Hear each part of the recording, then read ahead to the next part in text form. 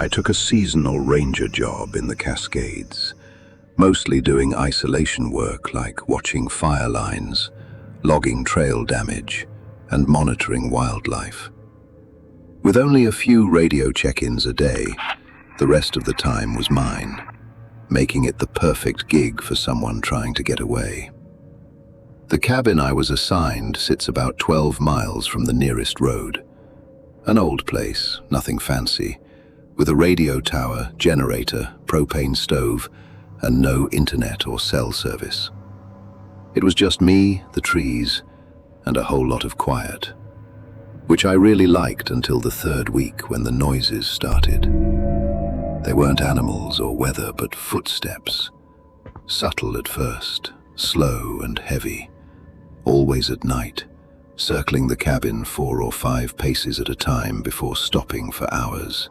To figure out what was happening, I set up 8 motion-triggered infrared trail cameras, nailing them to trees in a perimeter pattern. The next morning, I found all 8 on the ground, not broken or chewed, but neatly unscrewed from the trees and placed in a pile beside the front steps like a message or a warning. I put them back up, but 2 days later, 3 of them had been moved 10 feet closer and angled directly toward the windows. I didn't sleep that night, brought the cameras inside the next morning, locked the door, and checked the footage. While most of it showed empty woods, branches swaying, or an occasional raccoon, the 5th camera at 2 a.m. captured the lens jolting as if someone adjusted it to point directly at my bedroom window, facing my bed. The camera sat still for 2 full minutes before something stepped into the frame. A long, thin shoulder and leg covered in matted dark fur, like wet bark or hair.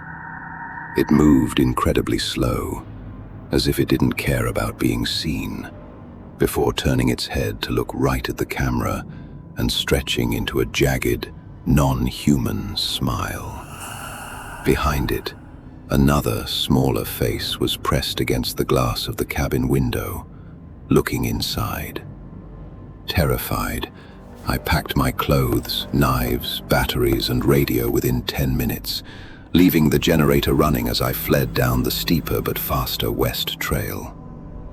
After making it 3 miles past the old fire lookouts, an eerie, breathless silence took over the forest as all bird and insect noises completely vanished. Soon after, I found a cairn of 6 stacked stones carefully balanced in the middle of the trail, with a scrap of red flannel tucked between the top rocks, even though I didn't own anything red. A mile later, I encountered another stack, this one with a human tooth resting on top. Rushing forward without stopping for 5 hours, I finally looked up, only to realize I was standing right back in front of my own cabin. It had the exact same stack of cameras by the steps, the same dent in the railing from hauling wood, and fresh footprints on the porch, matching my own boot tread, even though I had no memory of walking in circles. My phone's timestamp began malfunctioning, repeating 3:08 p.m. before glitching back to 3:07 p.m., while the radio emitted nothing but a low, throat-clearing hum.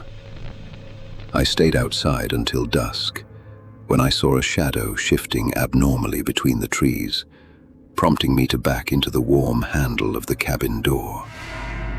Inside, everything was exactly as I left it, except for an old black and white photograph resting on the center of the bed, showing 5 rangers smiling in front of the cabin.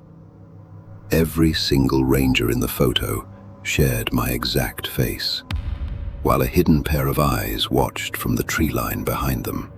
Flipping the photo over, I found a faded pencil note that read, "Don't forget which one you are." And as I tried to laugh, I realized I could no longer remember what my own voice sounded like. Thanks for sipping tonight's tale with Haunted Brew. Don't forget to subscribe and sleep tight if you still can.